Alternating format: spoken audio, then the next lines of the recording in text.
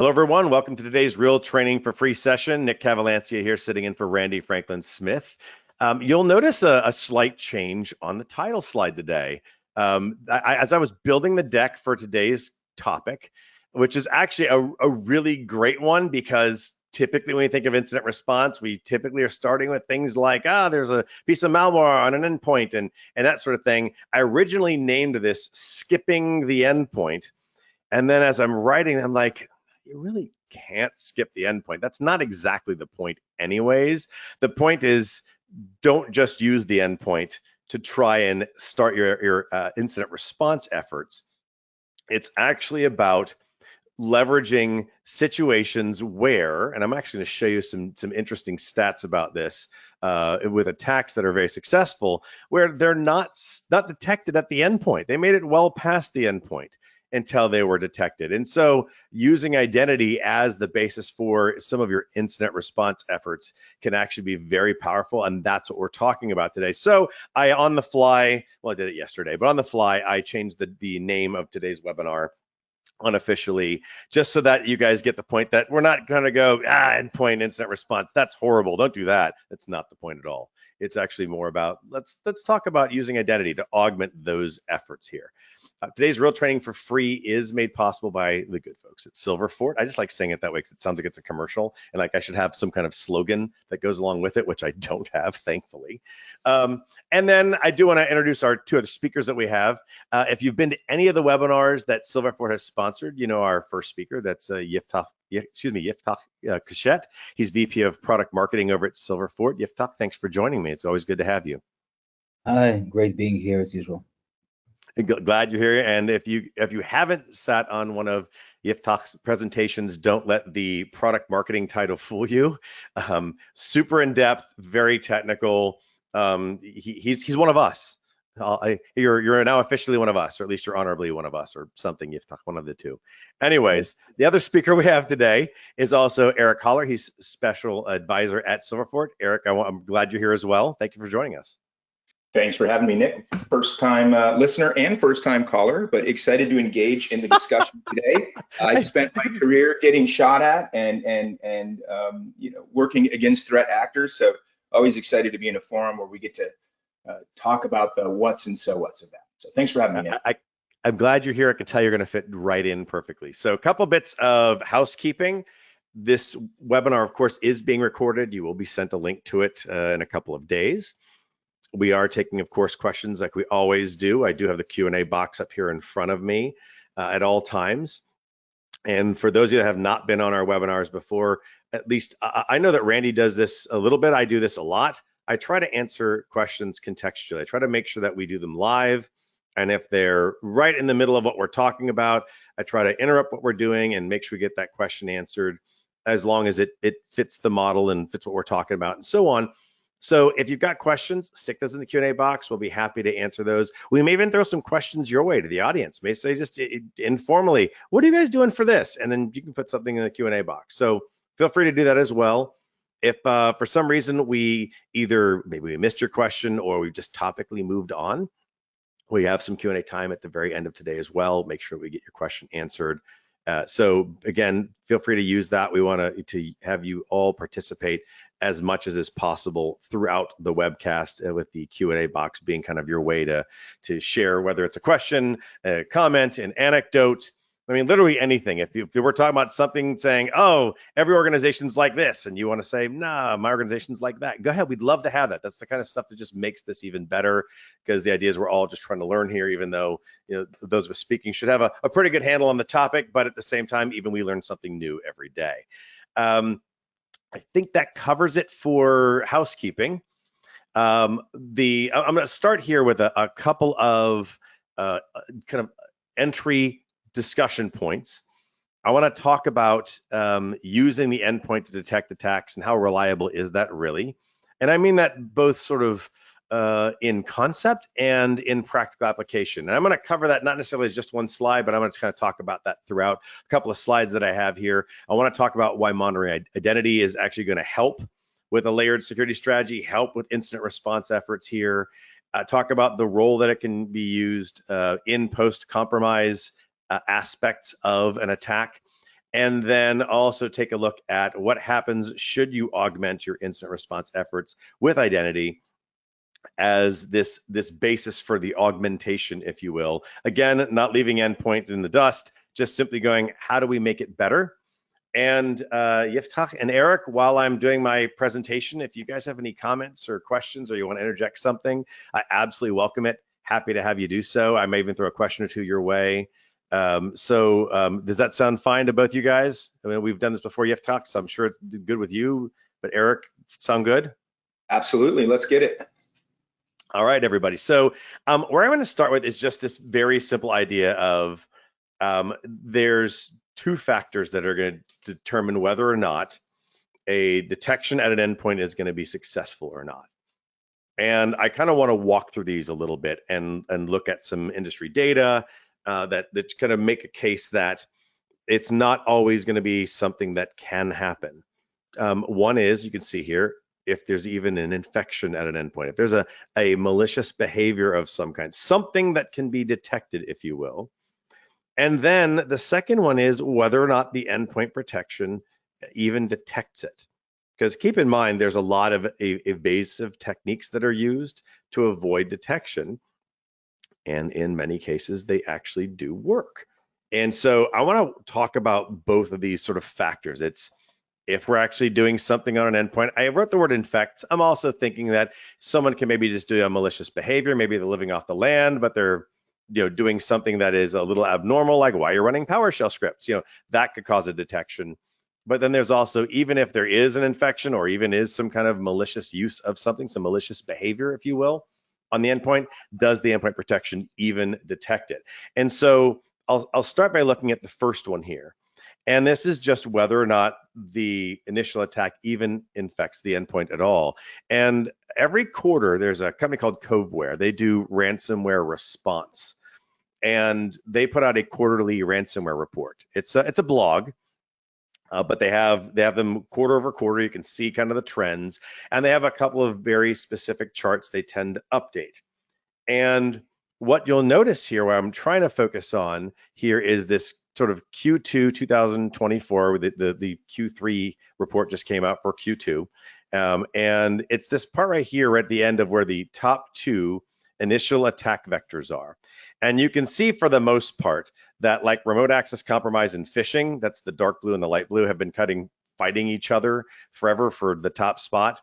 And phishing phishing by a hair is the leader right now. I want you to notice the big jump though, and the growth in remote access compromise.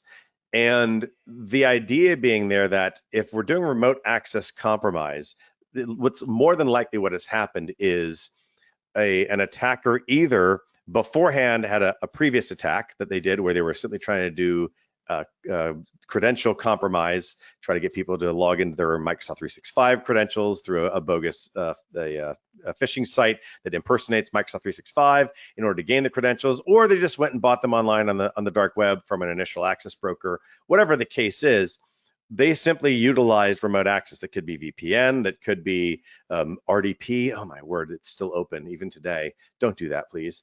And then and maybe even some third-party remote access solutions that could exist, even that are externally facing. And so with that, at this point is sort of in the attack, if you will, figuratively speaking. All that's happened is a user that logs on to remote access, who has access to log on to remote access, has logged onto remote access. There's nothing to trigger anything yet. And then, as I'm going to show you in a little bit later on here in a second here, that use of, let's say, living off the land and using native tools could equally keep this looking like it's just a person that logs in and does stuff like they always do. So this next one here is just another stat. I want to take that chart down because it was kind of big here, and this comes from ReliaQuest's annual cyber threat report. And you can see here that about a fifth of all critical security events involve living off the land. Now, I don't know what percentage of attacks this actually ends up corresponding to. In the case of the Coveware data, it's of all of the attacks that they were asked to respond to, and they looked and they tried to measure out based on the reported data from their customers where they detected, they used RDP or remote access, or they used phishing, and they'll add that into these charts. but it does, if you were to go back to that chart, which I'm not going to put up here, but if you were to add up all those data points for like a given quarter, they don't necessarily add up to 100% because they don't have the data for all of the attacks anyways. But the point here is, in this circumstance, you can see that it is very possible and even probable that someone is going to utilize compromised credentials to come into an access point, gain entry to an endpoint that they have as a foothold, and then live off the land. And all the while, there's nothing to trigger anything that looks out of place as of yet.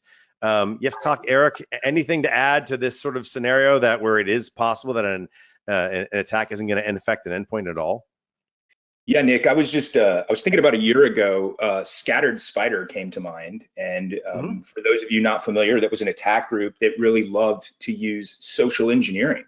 And one of their main TTPs was blasting industry events to whole companies and reading the out of the office response and using that to formulate a narrative with service desk. So to your point, there is a very visible, reasonably well documented group whose TTPs very much would manifest in this way of, zero telemetry around a machine compromise, yet we're not alone in here with respect to account usage and being on the box. So that's one that came immediately to mind as you were discussing kind of zero infection endpoint compromises.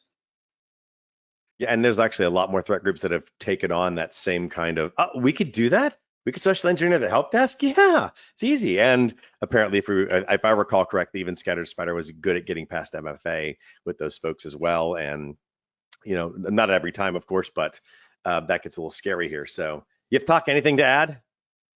No, actually, I think you covered it. And I think the example of that Eric provided is spot on. So I don't have excellent. So let's talk about then if the endpoint protection even detects the threat. This is back to the Coveware data, and they actually show every quarter a set of the tactics from the MITRE ATT&CK framework.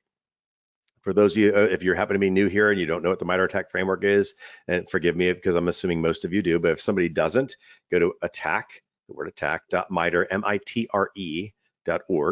And they've got a whole framework that lists out all the tactics, meaning the high level goals, the techniques, the methodologies, and then the specific procedures that threat actors use, so you can kind of get a sense of what you need to be doing to protect your organization and so on. And on the left-hand side of those tactics, those high level goals. And what I want to point out to you is I'm just going to start with like lateral movement. I kind of guesstimate, measured out where lateral movement is on this because they don't tell you exactly. I think it's somewhere around 82%-ish. It's somewhere in the 80s anyways. And what they're showing here, of course, is this is the percentage of cases where there was a successful ransomware attack, meaning that the victim organization was infected. There's a ransom note left on a machine or machines. Coveware was called to help handle the case. Coveware does things like negotiate with the ransomware threat actors and things like that. And so this is not representative of every attack. It's every attack where they were able to get a foothold and move past that endpoint that should have detected them if it had endpoint detection on it in the first place, or if it didn't, they're obviously easy to get past. If it did, they were able to remain undetected. But you look at the lateral movement somewhere in the 80s, exfiltration somewhere just slightly north of 75%. Impact, meaning you had data that was manipulated or systems were changed, and that's over half, and so on and so forth. This is demonstrating that on the successful attacks, the endpoint protection didn't detect anything. Otherwise, it would have stopped it. Or to be fair, or there were not too many false positives, or the security team wasn't paying attention, or something else that's of course always possible. But these kinds of data points here demonstrate that at least in the cases of the really bad ones, the really bad attacks that are very successful, the endpoint protection isn't doing its job, or the people behind it aren't doing their job, or it's not in place or configured properly, and so on. Eric, Yiftach, anything you'd add just to this idea of getting past the endpoint and this data actually demonstrating, the kind of proving the point that it happens more often? So I would say I want to be fair to the endpoint, right? When we're saying, I think saying it's not doing its job, it's a bit too harsh. Like I would assume, Fair. roughly speaking, that maybe 90, even to 95% of attacks actually fail at the endpoint level. But since there is no silver bullet, the pragmatic, realistic assumption is that some of them, okay, will at the stage of the initial access probably bypass the endpoint protection, okay? And again, amazing job for the either for the rest of the 90% that are blocked, but once these 10% or 5% get past the endpoint security controls, now actually starts a whole phase of lateral movement into which the endpoint is actually not even the endpoint protection is not even equipped to identify, let alone block. Okay, so basically, so it's not as if like we're saying, listen, guys, remember the endpoint that we all trusted? It doesn't do a job. It does a job for significant portion of the time, but we'll always have this maybe this small portion that once succeeds can operate under the endpoint's radar without any notice. Yeah, the only other thing I would add to that point is as we put on our attacker lens and we think about lateral movement, first off, if I'm going into a negotiation, the more control I have, the better my negotiation footing is. A. B, the further that I have dug into your environment, I can make you a repeat customer. So I think that functionally lateral movement is highly elastic to the success of, I'd imagine, how attack groups manage themselves, which is income. And if you take that fact and you couple it with, like, I'm probably the only one here who's ever worked in a shop where vulnerability management had prioritization on attackable surfaces. And one thing I'll say is, you know, moving east and west in most environments is a hell of a lot easier to do than I think most people understand. And it's very scriptable and automatable. So I think this is just an inconvenient truth of how attackers are going to behave. And in as much as a endpoint strategy being important to an overall security strategy, this is one of those great examples where, you know, when we hear defense in depth, I think this is a salient example of why we think about it in that way. So I would offer that. Mm-hmm. And I want to add another insight. It's like, Eric, while we were talking last year at a session, one of the Gartner security events, and it started by saying, listen, if we'll hop back in time like 10 years and we'll pick a sample of the CryptoLocker payload and we'll try to run it against one of the EDRs of today, it will fail 100%, right? Because endpoint protection has evolved, constantly evolved. It's a hand fight between security vendors and attackers, and basically, and all the malware pieces and exploits a decade ago are obsolete now. They can't work. But if we'll hop 15 years back in time to the Night Dragon campaign, and we'll take their lateral movement TTP's playbook, it will still cut through today's defenses like a knife in hot butter. Okay, and in that sense, we have made very, very little progress in the past 15 years. So speaking of inconvenient truths that we tend to shove aside. Yeah, I'll just add to that because it's kind of funny. I worked a matter where part of the lateral movement included, there was poor segmentation, and part of the lateral movement included a CNC package being installed on a controller for blinds in one of the buildings. So as you think about endpoint-centric security strategies, you know, what do you do about that little Raspberry Pi that controls how much light comes into your building, knowing that that very thing, if not deployed properly, can really be a pivot point between that which you're protecting and that which you're monitoring. Those are all, I mean, excellent points. Just from the standpoint of the how this has changed over the years. At the same time, you know, the risk that exists just from this. I think, Eric, back to your point about lateral movement being what's sort of almost dictating the success or failure, or even how this is going to be monetized. That made a lot of sense to me, because as these the cyber attacks have evolved, there's got to be a way that they can figure out whether or not they are going to monetize. And this is the first movement, which is actually you're almost kind of in a way doing my segue, because I have this sort of why modern identity even comes into play here. And I wanted to zero in on that one stat. And so I'm kind of glad that you brought this up a little bit here, where the fact that 82%, you've talked to your point earlier of 90 something percent got stopped at the endpoint, but it's that last 3%, 2%, 1% of attacks. And they're done with so automated. Eric, you mentioned, we're not just talking about one group that does they do one attack a day.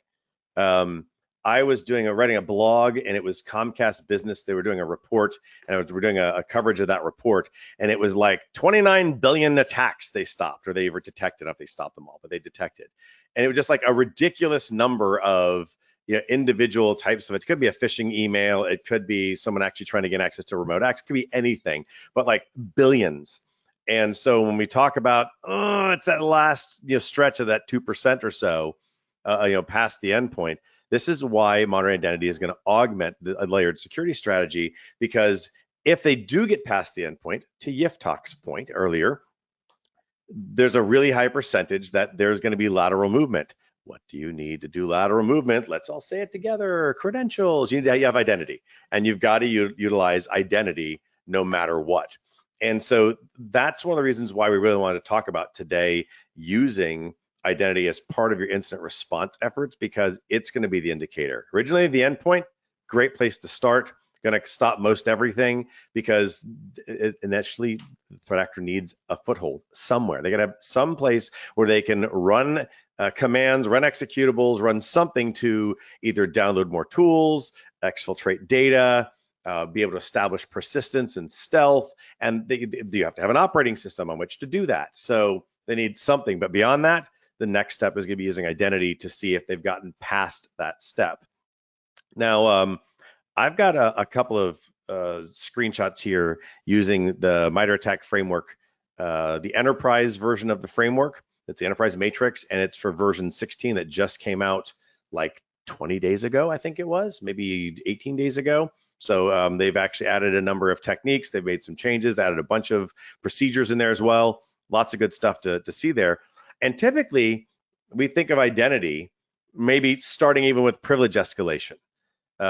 Whether that's one where they've found an account that has elevated privileges, or if we utilize some methodology of gaining access to identity.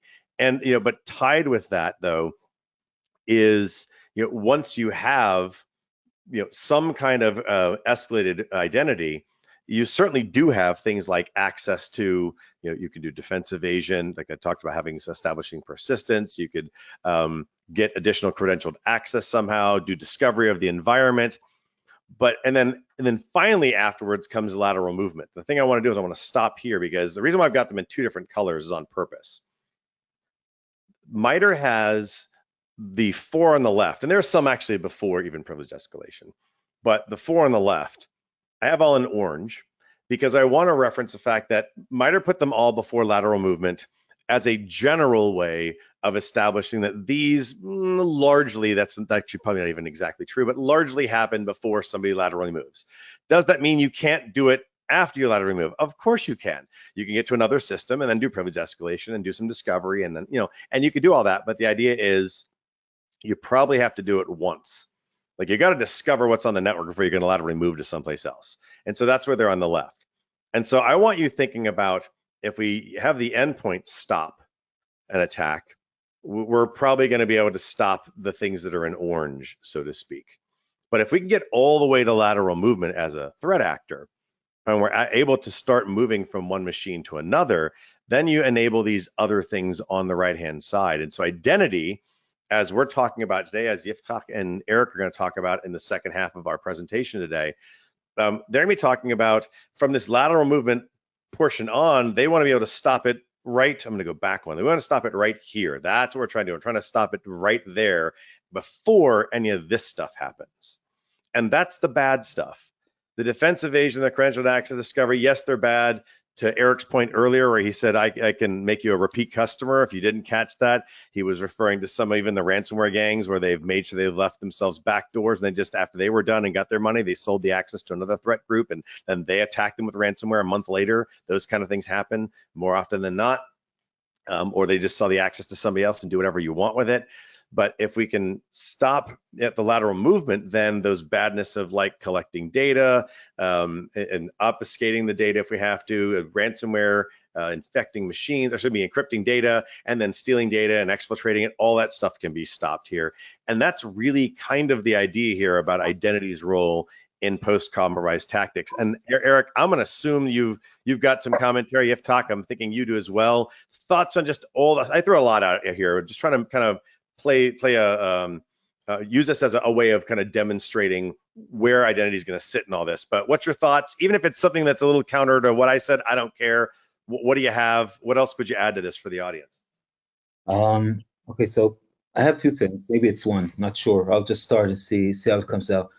I want to argue that basically attack that doesn't involve a lateral movement, that sort of is confined to the single endpoint in which it has landed, it's rarely more than just a nuisance. Okay, like if you think about ransomware 10 years ago, this is exactly what it was. It was a very annoying nuisance.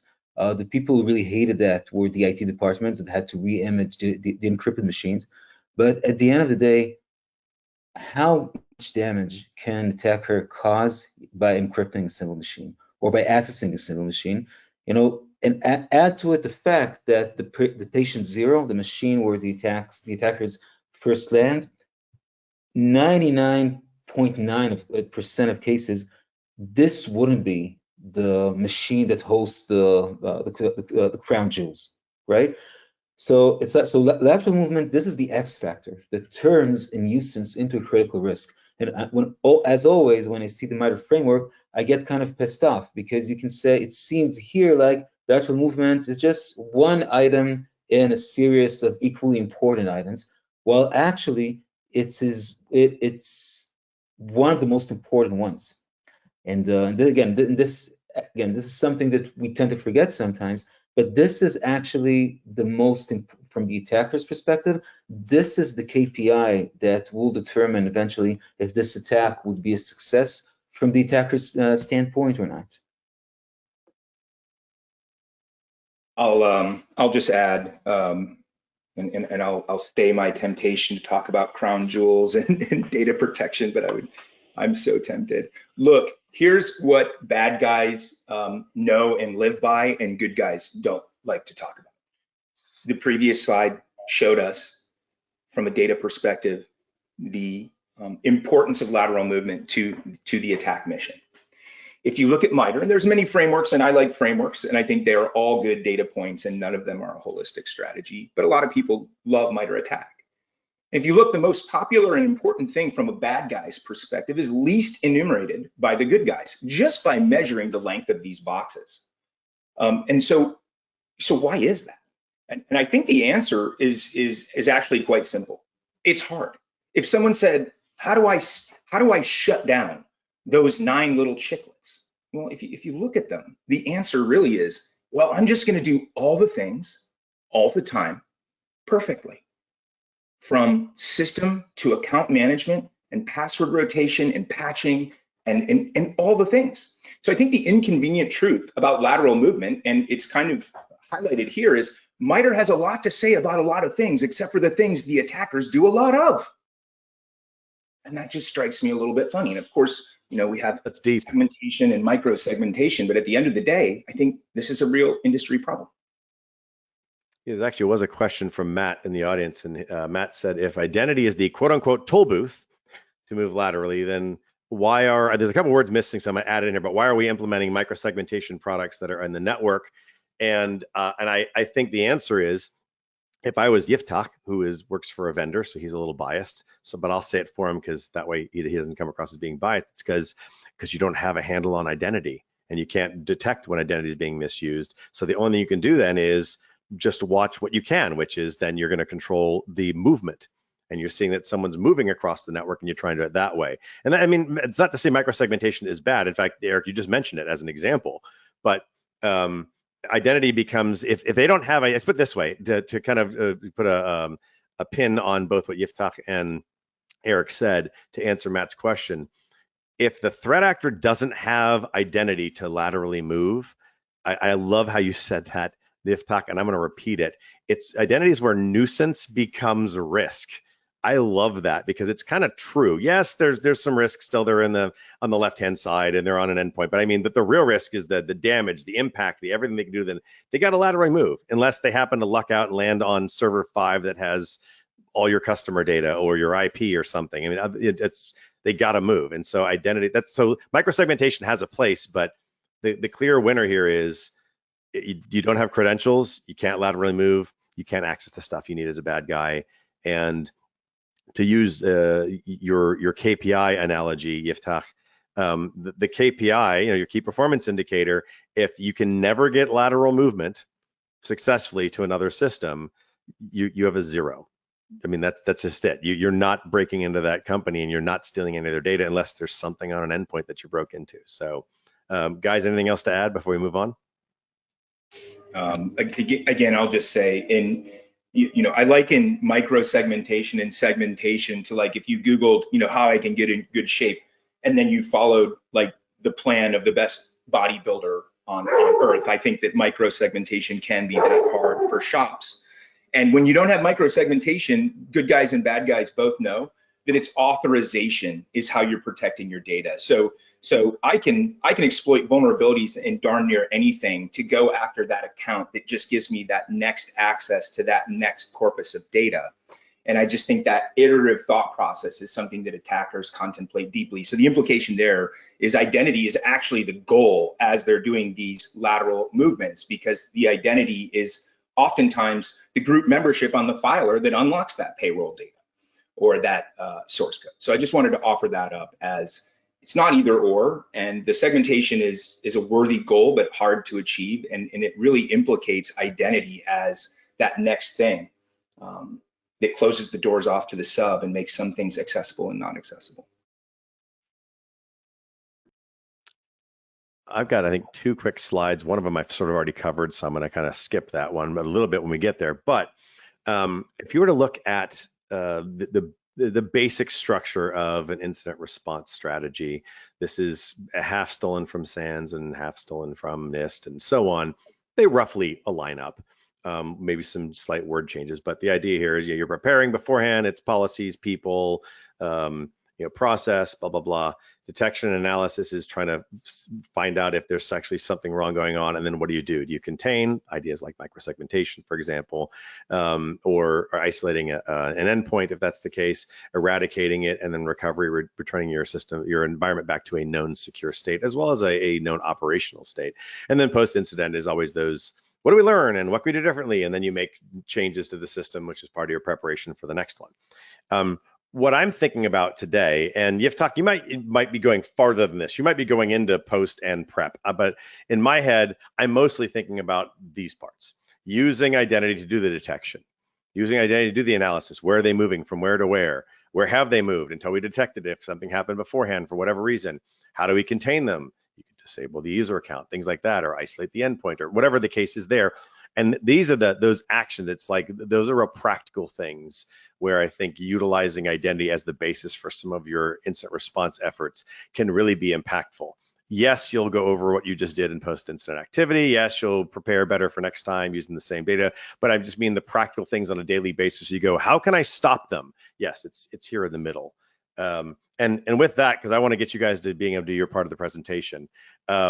I already covered this, but I was basically making the point here where we focus on if I stop lateral movement, I stop these things. I already made that point, but that's, I think, where the impact is going to be here. If you use identity as another basis for your IR efforts, you actually stop the bad guys from doing stuff. So with that, so we have plenty of time for Yiftach and Eric to cover their material. I want to give them some time and to move on. So Yiftach and Eric are going to talk a lot about how identities are leveraged for lateral movement, ransomware campaigns specifically, and then he's going to walk through showing you utilizing identity-based incident response and showing kind of an entire life cycle of the whole thing here. So with that, Yiftach, I'm going to go ahead and make you presenter, and I'll let you know when I can see your screen. Okay. Can you? Another second. Yes, identity first IR. And Okay. and as always, if you guys have questions, keep asking them. I will interject those throughout our presentation today. So you have to talk, be aware I might interject a question or two as you're doing your presentation. And then beyond that, everybody, just feel free to like if it's put some comments in, questions, and so on. And then if we have to, we'll do some stuff at the very end for Q&A. So with that, Yiftach and Eric, the floor is yours. Okay. Great. Thanks. So let's talk about identity first IR. I think I would like to start, there's the law of instrument, right? If all you have is a hammer, everything looks like a nail. And I think it has a lot to do also with staying in the comfort zone and avoiding inconvenient questions. In the context of incident response, I think the hammer that we have as an industry, the hammer that we have actually enhanced and modernized and actually turned it into like a super hyper hammer, is everything that has to do with the malicious activity aspect that manifests in processes and files.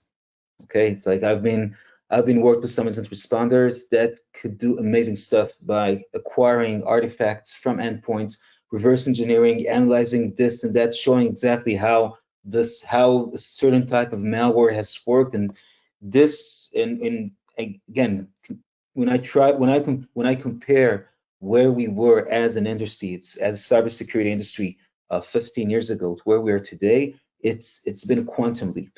But the caveat is that because we know to do that well, we actually tend to use it as the exclusive tool. And what happens is that actually some critical aspects of incident response don't really relate well to this hammer. Eric, anything you want to comment on? I mean, to your point, I think over the last 10 years, security teams' reach into the runtime environment has improved. If I go back over a decade, we were really situated to admire problems and then quickly try to engage when we saw bad stuff. To your point, as new hammers have come out, let's call one XDR or those types of things, it's given security teams a unique ability to take action on adversary. And I think the natural evolution is going to be something that we talk about here today, where, if we think about the taxonomy of breaches and what takes place, certainly patient zero and where a lot of the action took place is interesting. But as we look at that post beachhead exploitation and activity, I don't think it's well addressed by our hammer. And I think we'll get into that as the presentation goes on. Cool. So what is identity first IR? Okay, the concept is to take, following up on the analogy from the former slide, let's think about a different hammer. Okay, a hammer that can actually contain malicious spread in the environment, that can detect compromised accounts, that can disclose the full attack path, and that can assist in recovery to restore operation. And what I'm going to argue, what we'll talk about throughout the session, is how taking identity as the foundation actually makes a lot of these tasks much, I won't say easy or simple, because these are terms I don't like to use in terms of incident response, but they can definitely optimize and accelerate the processes that we currently use.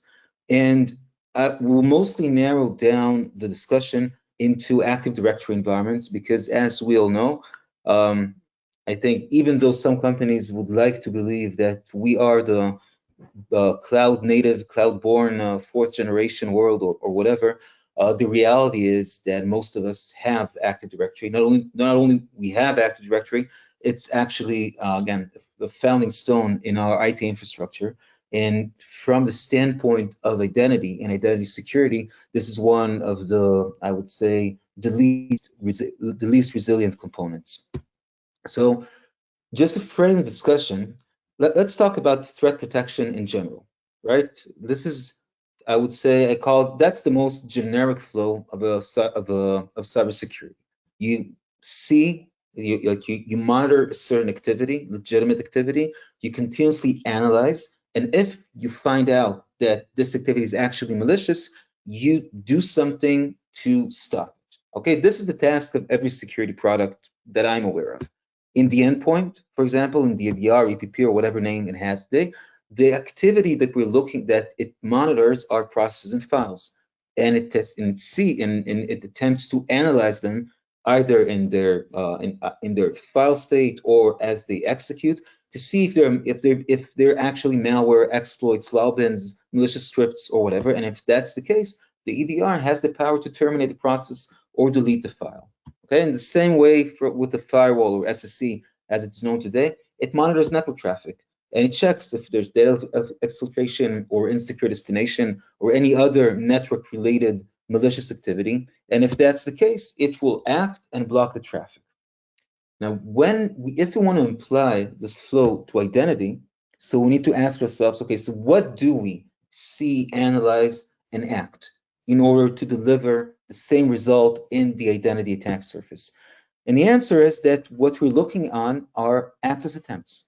Okay, the essence of identity is a user trying to access a resource and performing authentication.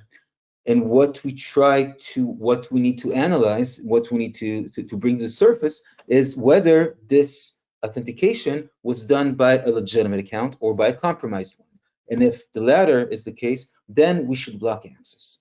Okay, this is a very high level what we would expect from applying this threat protection flow to identity.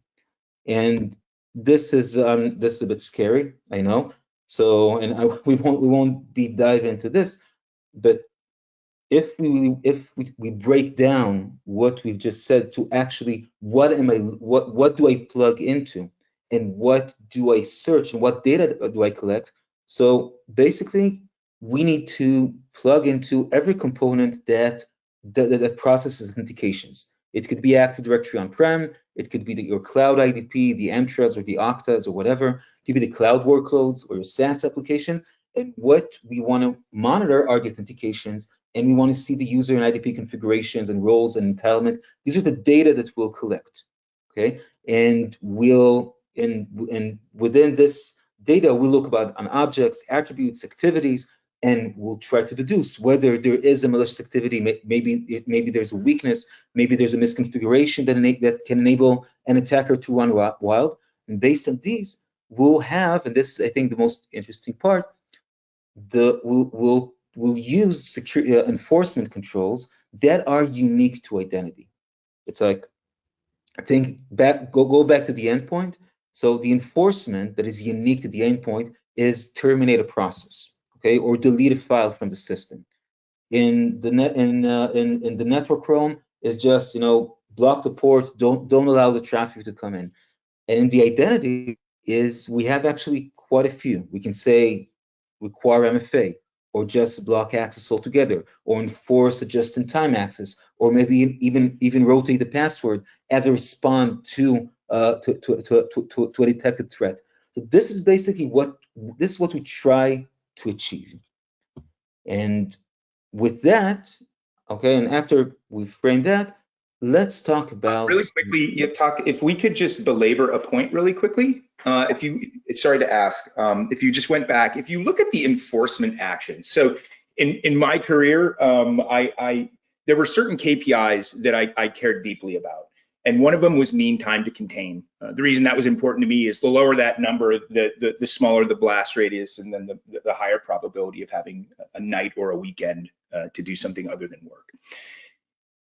When I look at the list of the containment actions, think in your own shop, in your own context, how long does it take you to get to those good things, those containment actions? And what I would argue is, depending on how the initial compromise took place, even once you get to those good things, there's a very, very high likelihood that lateral movement has already taken place.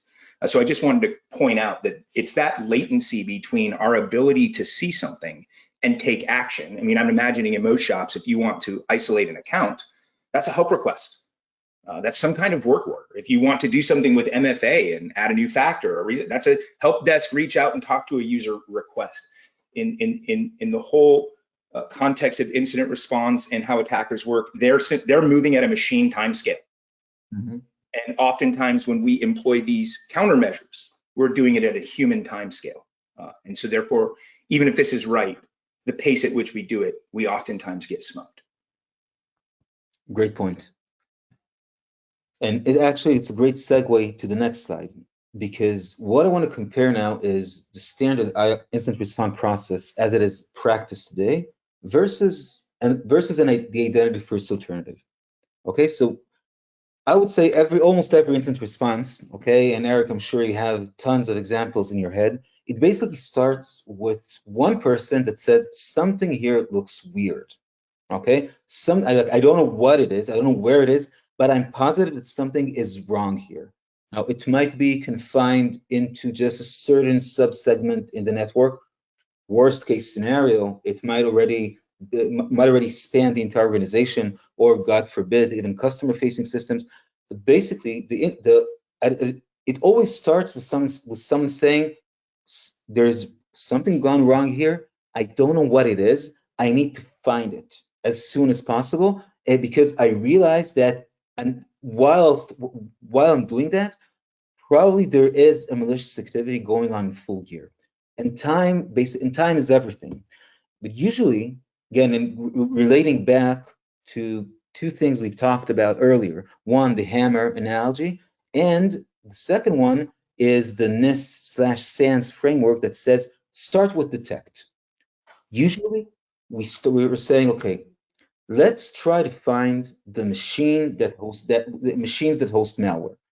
And the way we do that, we apply high skills manual search. And for example, we'll be looking for endpoints that host unique files that are not seen in the other endpoints in the environment. I mean, if everyone that practices incident response know, it's like we have a way to do that, but we start with the first step. We search for the machines that host malware, and this many times really is an experience of searching for a needle in a haystack.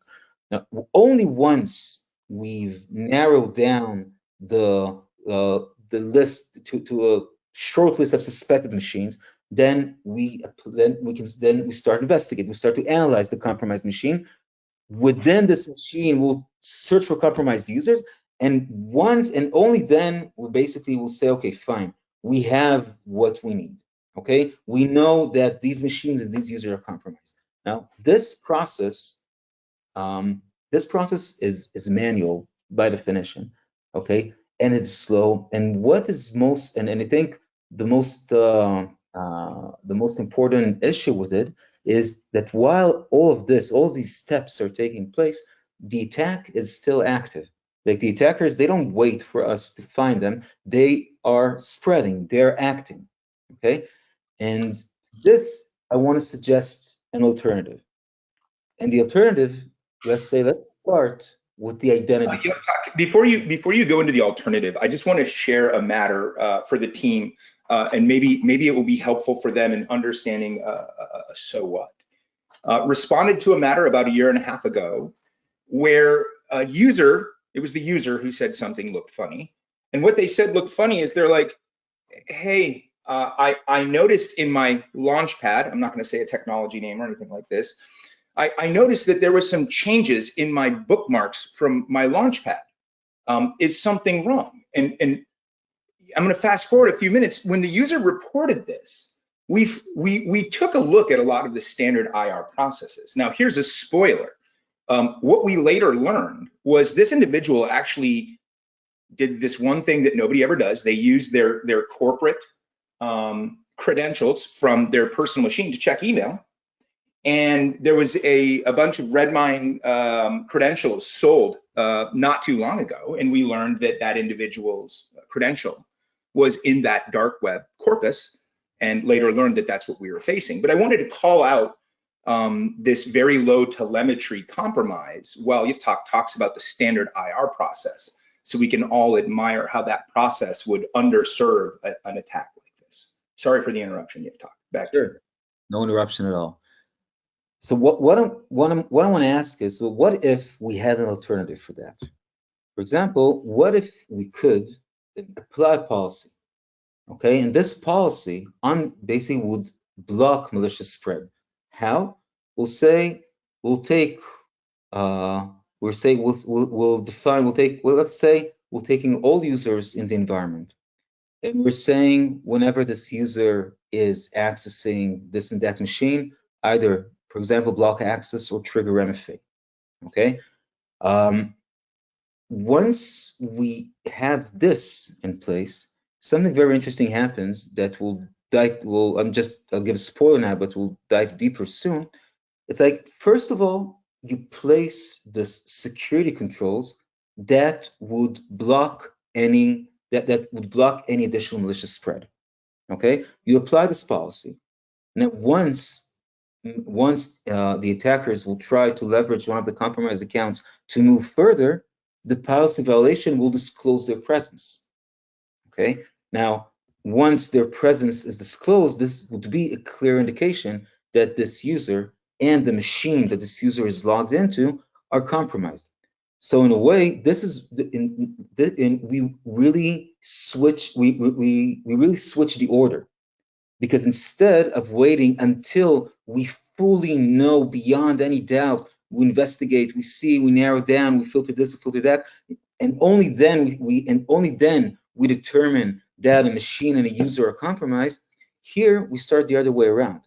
Let's place the controls that first would block any additional attempt to use compromised users for additional lateral movement. And once we have this control in place, the minute the attacker will touch the wall, it will reveal its presence. And this, I think, has an immense potential to speed up a process where time is basically everything. You care to respond to that, or?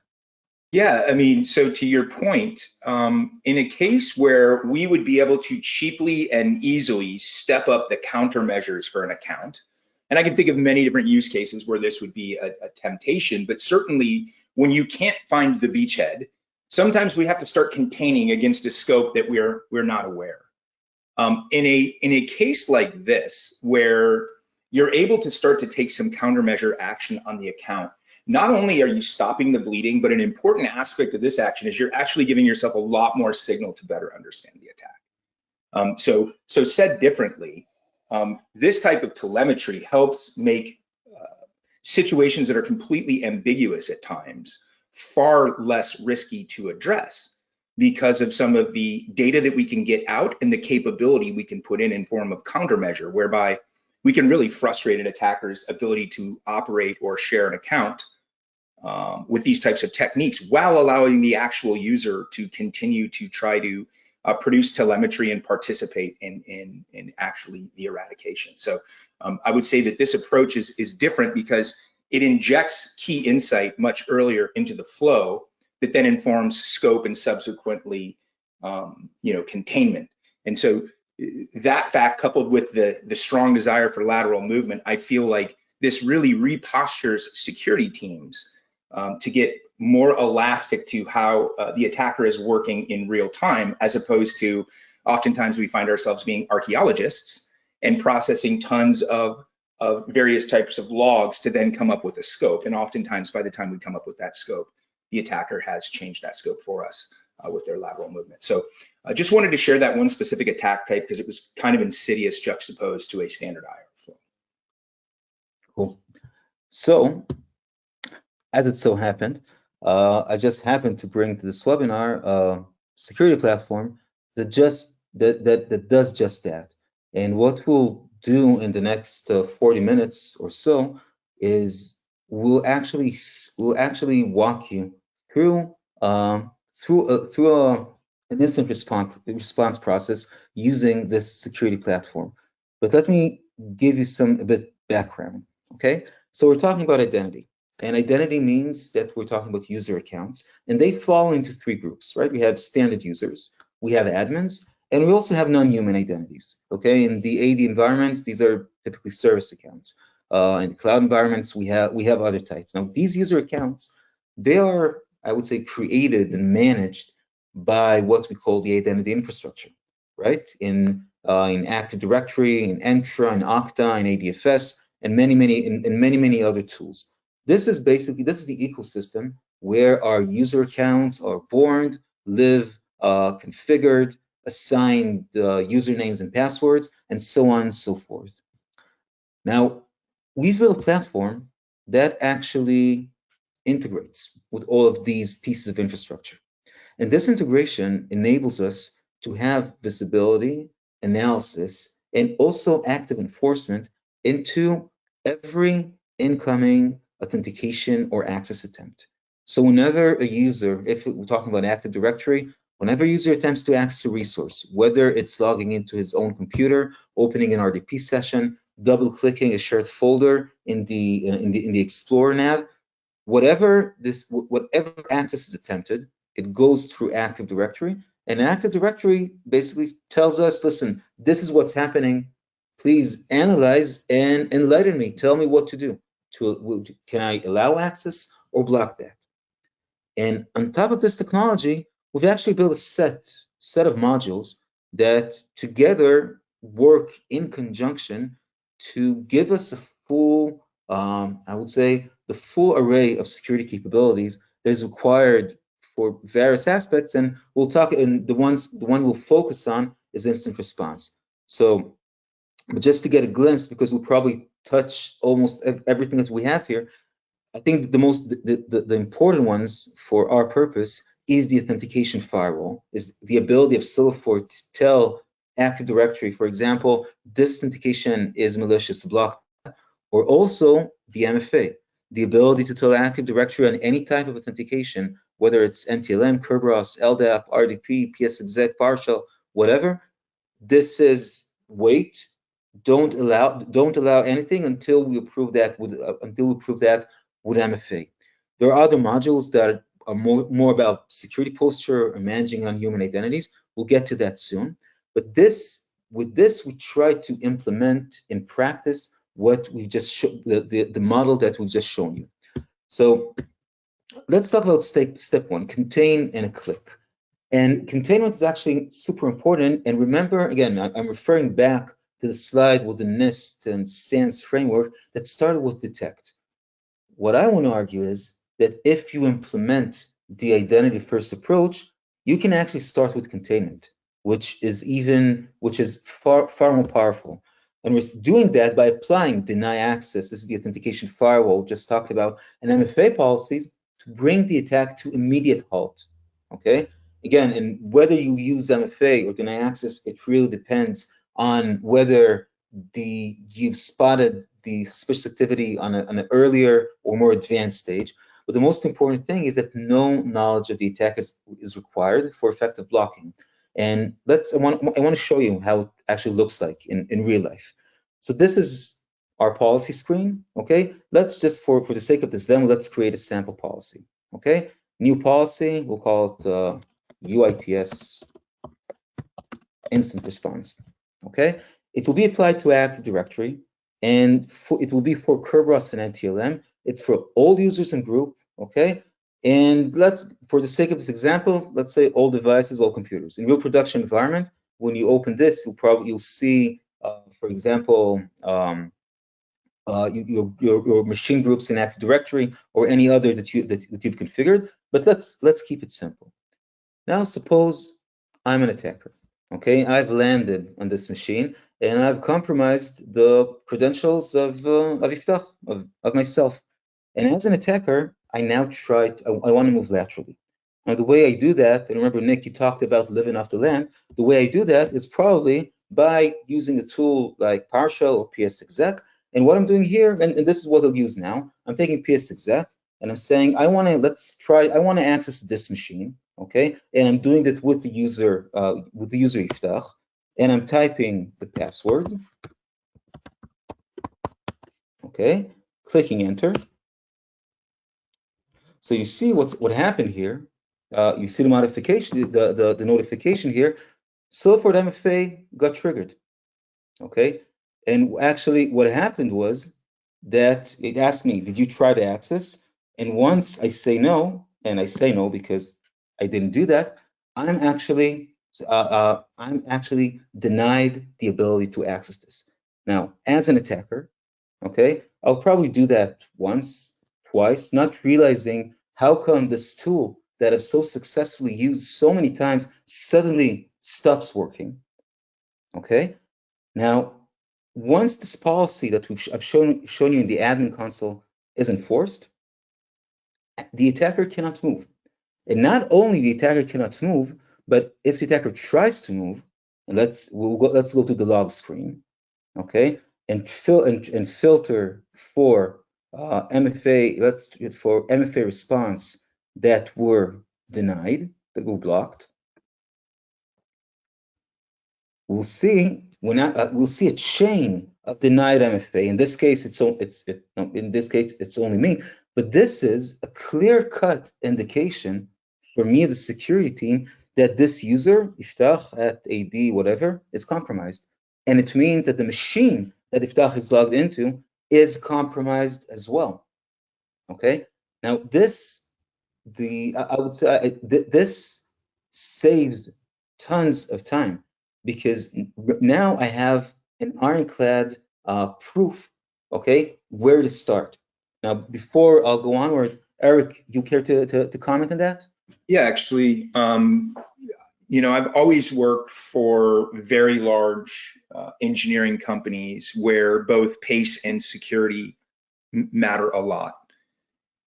As a result, I always pursued in my organizations an automated machine timescale approach first. The hard part about that lifestyle choice is you can do a lot of amazing things with automation up until the point that you get to action on target. In that moment, that critical moment, you have to have a lot of confidence in your detection engineering program and the quality metrics before you might say, I'm going to allow an EDR to isolate a host, let's say, as an example. So what I found to be most frustrating about an automated approach to the most important milestone in an incident, containment, is this ambiguity around, is my shots on target, A, and B, if not, how much productivity loss am I going to inject in the organization? What I really appreciate about what Yitzhak just showed us was this takes the risk for the defender and reduces it greatly. Imagine if I could use my good detections and augment it with high telemetry signal to noise like this, and then automate a containment action for, say, the policies that Yitzhak just walked us through. And if you think about the impact to mean time to contain and the security team's ability to then buy themselves time to take a very complete containment action, I really do believe that, juxtaposed to my experiences, this type of data being available to SOCs in runtime and these capabilities being available to SOCs in runtime for containment's sake will have a needle moving effect on the scope, the blast radius, and ultimately the impact. So this is one of those capabilities that I wish I had my hands on 10 years ago. Mm-hmm. Cool. And I'll add, of course, I mean, there's no one size fits all, right? And for example, going back to the policy, so in this example, the policy that I've configured was an MFA policy, right? But sometimes, actually, I mean, I remember at least like 2 instances in which I was like actively involved, in which, for some reason, I don't know why, the attack, I think one of them was actually scattered spider attack that has already run so deep into the organization's infrastructure that the victim had to shut out outbound facing systems, and they told us, listen, forget about productivity, okay? Just instead, we don't want MFA, we actually want deny, okay? It's like we need the ability to contain now everything. We're even willing to accept the loss of productivity just for the sake of knowing that nobody, no threat actor, no adversary can move within our network. So I would say the balance between to what degree I'll use MFA, to what degree I'll use deny, to what degree I'll use notify, I think that this is I think many times like would really vary, again, depending on the severity or on the, I would say, or on the in-depth impact of the not impact, the in-depth foothold of the attack. So we'll skip that. That was a backup. I don't even remember, a year ago I had a webinar with UITS, and it was a network crashes. We couldn't connect to the demo environment, so just for good measure, I brought screenshots. Luckily, we don't need them. So step 2, after we've contained, now we detect. Okay, and this switching of order switch of the steps start with contain and then detect. While you know that the attack has came to a halt, this really makes a significant difference. And I think the beauty is that we let the attackers reveal their presence by attempted policy violation, because the bad guys, they don't know we have this like invisible box that surrounds every user. Okay, so once the policies are in place, you can just lie back. I mean, of course, you won't lie back in real IR, but just for the sake of I don't know, of the idiom, you just lie back and let them reveal their presence, because any malicious attempt will trigger either a deny access or an MFA policy. Okay, and then again, it's literally no manual effort is required from your side, because you get it. You get it on the log screen. You get this policy violation right in your face. Now, I want to talk about step 3, and I'll soon add, and here actually, I'm about to ask Eric some questions, but before that, let's talk about disclose the full attack path. So the attacks came to a halt, right? We have pinpointed, we've pinpointed a compromised user and a compromised machine. Amazing, okay? However, this is far from enough, right? We need to make sure that we use this valid indication that we now have in our hand to and use that as the path to disclose the full scope of the attack activity. Now, once we know that an account is compromised, what accounts were compromised, and what machine is compromised, this is actually quite easy, and we can definitely streamline the investigation, right? Because all we have to do is just trace back the account's activity. Going back to our demo, so if we let's go again to the log screen, okay? We have this log screen and let's do again the filter on MFA response that's blocked. And here we see our friend Iftach that was stupid enough to get his credentials compromised. We can now click this, okay?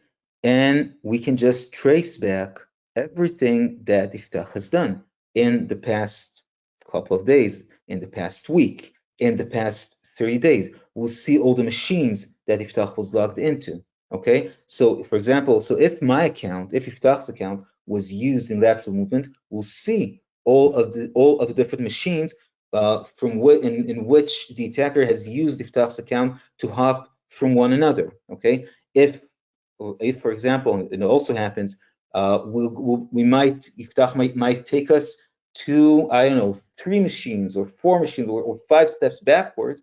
Okay, and end there. We'll know that we need to find this machine, another account that was used to similar hops. And again, because we are viewing all of this through the identity lens, this becomes far easier than the standard methods that are used today to disclose this attack path. Eric, whatever juicy examples you can provide us from your experience, I think the audience will hug you for that. Man, you guys like gore. I can dig it. So just a month ago, I was helping a client. I don't know if you guys are familiar with the technique called Kerber roasting. However, that being said, I don't recommend try to going toe to toe in a scenario where that's happened. It's highly analog to what you're showing. We had a power user in the client's environment. They needed a simple service account to move engineering files between A and B. Felt very innocuous. There's many of said accounts. They lost control of that account while they were off network, and that service account was able to come into the environment. And the tail of the tape, you know, they were able to compromise over 50 accounts, despite the fact that within a day or so, there was knowledge of this initial service account compromise. What the team did not have was a good line of sight on authentication, and they had an environment with a bunch of mixed modalities of authentication types. And but for the attacker screwing up the TTP, where the attacker would operate their compromised accounts while our users were asleep, and once we learned that, that helped us quite a bit fake some of this data. But what I'll say in that case was it was very difficult to see where the attacker was moving. And I felt like the client et al. Were hot on the heels of the attacker, but still a step slow. And the missing component of all of this was really an identity-centric pathing through the organization from that service account where it just magically started to act bad and everything that it touched. And they make their way through several filers, they're hitting filer links and things like this. So not only was that attack very hard to scope and contain, but putting our CISO hats on for one moment, as you can imagine, doing the impact analysis on something like that, devoid of this information, was highly speculative and very hard. I'll give you an example. Did the attacker access it? Well, we see evidence that they were trying to access it, but we don't have the specific log file that shows. We don't have the facts. And what that meant for this client was not only was it hard for them to get to a containment state, it was also hard for them to understand what assets were at risk in the post-action kind of assessment, all of this kind of supporting the SEC reporting rules that came out last December. So, I just wanted to highlight where there was a pretty insidious attack where our lack of telemetry on identity, I think, really frustrated the client and the team's ability to bring meaningful action on target. And then if that wasn't bad enough, when it came time to answer the questions of the lawyers, etc., there was a lot more speculation than fact, which, as you can imagine, these are very expensive assessments, etc. So I just wanted to call out how, high quality telemetry from the beginning to even post-containment is something of great value to security teams because it really accelerates that which is the most manual, distributed, and heavily reliant upon others. So I just wanted to call that out. Very specific attack type, very hard to detect outside of UBA or identity-centric type alerting. And then it was nasty, and it was an access broker. So we all know what happens next. So I would offer that up.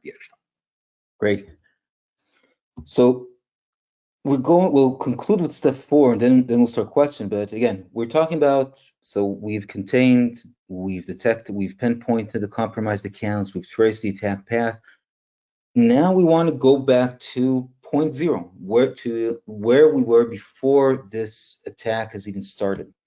And the way to do that is you do 2 things. First of all, you use the MFA policies in place to ensure you can bring back resources to production in a secure manner, right? Because it's like only using the MFA policy that we've shown, it's like we say, okay, for a certain time frame, okay, we're just checking to see. And if we see that there are no violations, we say, okay, fine, probably we can assume that this segment is clean, okay? And this way we can do, it's not a binary. It's like that we have everything blocked or everything freed.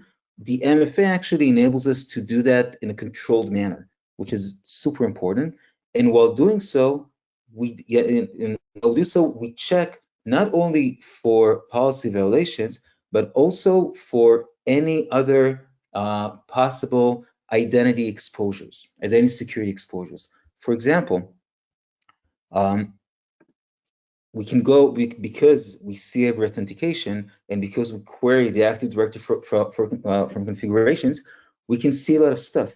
You can say, for example, wow, I have here users with old password. I have stale users. I have locked accounts. I have here one user with unconstrained delegation. Here we have a password never expires. All of these do not mean that you're under attack, but all of these, we'll call them risk indicators.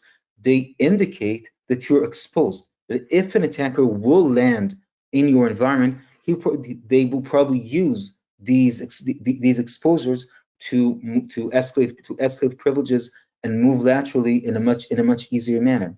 So part of the recovery is going back to the preparation and say, okay, where do I have weaknesses? Where do I have weaknesses that I want to address? Some of them will be addressed by the IAM team, okay, just setting up the configuration. For example, that will be the case with unconstrained delegations. But for others, we can actually assist that actively by placing security controls. For example, suppose we have shadow admins, or something even better. Let's talk about curb roasting. That is one of the most common techniques. I can say, I'm going to go back to the policy screen, and I'll say, let's create another policy, okay? But this time, it won't be a static policy, it will be risk-based. And we'll say, let's choose the risk indicators that we care about. For example, okay, we can take suspected curb roasting, and we'll say whenever we spot an authentication in real time that features the authentication anomaly that is entailed with curb roasting, we'll say deny access, okay? We can, for example, go to the service account screen and say, okay, I have here this critical service account, right? Let's configure a policy that says whenever the service accounts, only when this service accounts start, the source is one of these machines and destination is one of these machines. These are the service accounts baseline. These are their standard behavior. So this policy would ensure that only from these sources to this destination, the authentication could take place, and in any other place will deny access. So the ability to see all of the various exposures that you have and to address them in advance, this is something that increases your resilience to future attacks. So this is in a nutshell the four steps of identity first incident response and how we implement them. If there are questions, and I surely hope there are. Really good timing, actually. There is one. I was gonna interject anyway. So you read my mind. I love that. Great minds think alike. Before I answer this one question, Matt Reese, you had asked a question and I missed it. And you said, how would such a countermeasure work? Would you just pop in what countermeasure you were talking about, and I'll get that question answered. CJ has kind of a two-part question. It says, kind of a leading question. You speak to how can you speak to how Silverfort? I'm gonna change the question a little bit, CJ, and I apologize because somebody is it better than? I know you don't want to get too pitchy, but how is Silverfort different than like a SOAR product that are SIEM based? And then he also had another question. You were talking about curb roasting. He said, we could never detect curb roasting and golden ticket attacks because the DNS data was too much to ingest on a daily basis. How does Silverfort detect that? So kind of a two-part question. How does this differ from SOAR and SIEM-based tools? And then how are you able to detect curb roasting and golden ticket attacks? Okay, so that's a great question. I'll start with the first question, which is the easiest. SIEM, by definition, is a reactive tool, right? It ingests log, analyzes them, and based on how good its risk analysis engine is, says what you have here is indication that something bad has happened. But by definition, it happens after the fact.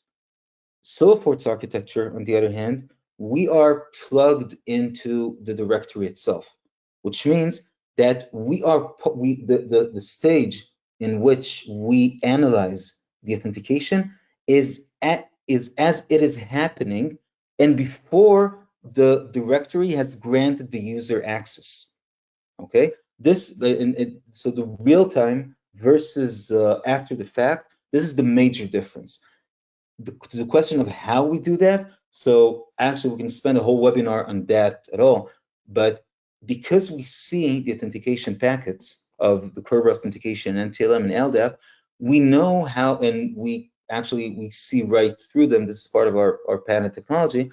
So we know when we can detect the anomalies that entail a silver ticket, a pass the hash, a golden ticket, whatever. In the case of golden ticket, it will also work in conjunction with our visibility into the DC itself. Okay, I would say the golden ticket is actually one of the more challenging, more challenging attacks to detect. But basically, you can think of it as Kerberos authentication.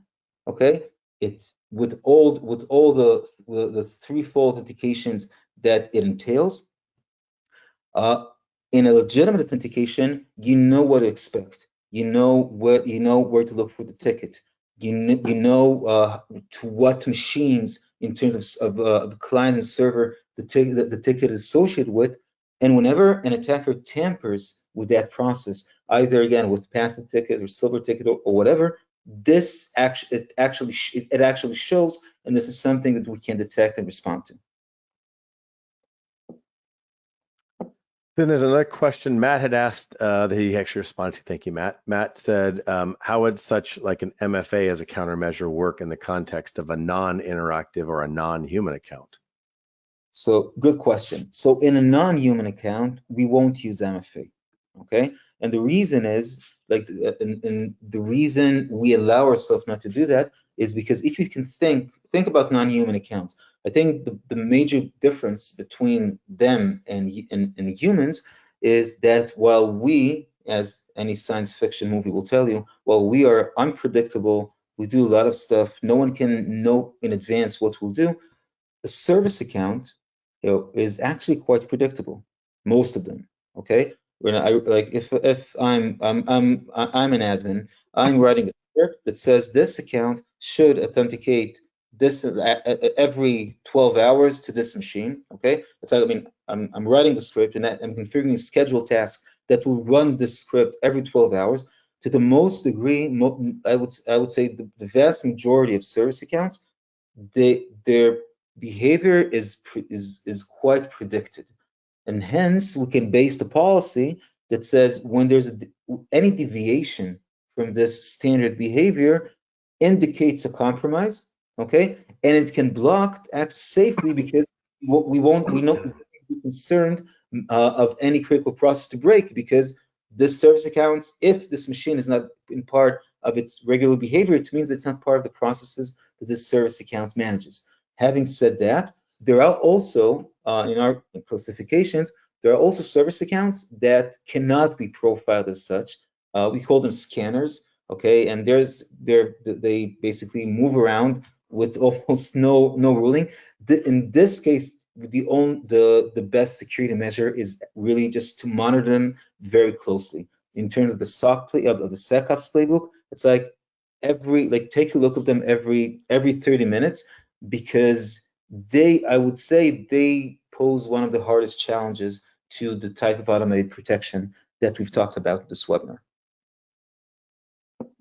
Another question came in from Jonathan. Jonathan, in the example that you just discussed, not in this answer, but I think it was before we were doing questions, I think. He's asking how many endpoints were there, how many user endpoints, how many hardware endpoints, example print servers, and how many service accounts, software endpoints were in the network. Okay, so I mean, I've talked about various examples, but let's assume, let's take the most, the big one that comes to mind. We were called to assist an incident response in a company that had over 130 domain controllers. I think it was around 50,000 users or more. I don't remember the number of servers and computers, but you can figure that out. And we got the system up and running within 12 hours, plugged into all the DCs, and like from T plus 12 hours, we could already apply block access policies. Once we rolled MFA to all users, it took also several hours. We added this as well. So this is the scale that we're talking about. Excellent. And then I hope I say your name right. When I gotta read it, oh my goodness, Guacasa. I hope I said it right. Ooh, that's an awesome name. Guacasa is asking, the solution is agentless, so how does it identify the organization's assets without an agent installed? So the solution, so remember, the solution, we have an adapter, we have a service running an Active Directory that forwards all authentications to us. Now, the authentication packet, by definition, includes usernames and machine names, right? This is the essence of this authentication packet. So we get a live we get a live stream of all the users and all the resources that you have within the environment, because we sit on the nerve system that basically ingests all of this data. Awesome. And I think that's the last the questions that we have coming in. We've got, 5 minutes left. There's actually one coming in. So I hope I say your name right, Zaffer. I hope I said it right. Maybe it's Zaffer.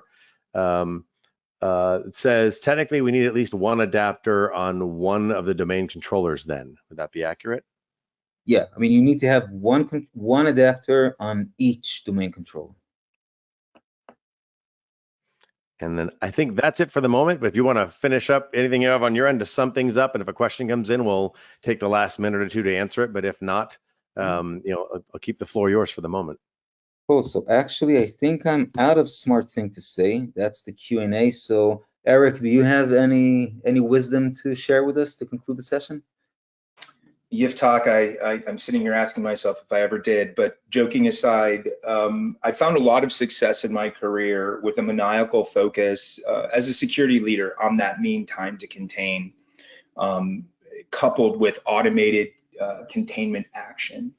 And so what I wanted to kind of leave the audience with is, as you think about your own security programs, as you start to design ways in which you can programmatically do these things, just make sure that you include in all of that the identity-centric signaling, because I do truly believe that today we suffer from lack of visibility. And so this is one of those key linchpins, in my view, to kind of unlocking a new sequence and a new set of outcomes for cybersecurity in this day and age and at scale. So I would just leave you all with that. And a couple questions did actually come in. Tom had said, when you say adapter, do you mean agent? And then Matt's asking, beyond an adapter, do you ingest other logs? Okay, so adapter is an agent, okay, a very lightweight one that basically just runs the service of forwarding the packets. There's no other computing except for that. But yes, this is technically an agent. And the other question, what was the second question? Sorry. Do you ingest any other data? We periodically query Active Directory and all other directories for configurations. Yeah. Okay. And then Zaper's asking, what are the required privileges? And it says, sorry if you mentioned it and I missed it. In the context of the agent, what privileges are they requiring? Basically, only the ones that you need in order to intercept the service that provides the tickets. Like once Active Directory provides a ticket for the user, this is where we plug in, take the ticket, and send it to Silverfort. So this, in terms of process privileges, these are the ones that we need.